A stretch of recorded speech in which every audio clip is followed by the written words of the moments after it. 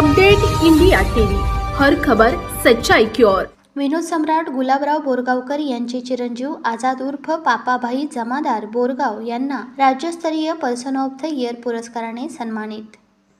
आदर्श foundation विश्व सामाजिक विकास केंद्र पेठ यांच्या वतीने राजश्री शाहू स्मारक भवन कोल्हापूर येथे झालेल्या कार्यक्रमात माननीय आझाद उर्फ पापाभाई जमादार यांनी केलेल्या उल्लेखनीय कार्याची दखल व गौरव म्हणून त्यांना राज्यस्तरीय पर्सन ऑफ द इयर 2024 पुरस्काराने सन्मानित करण्यात आले।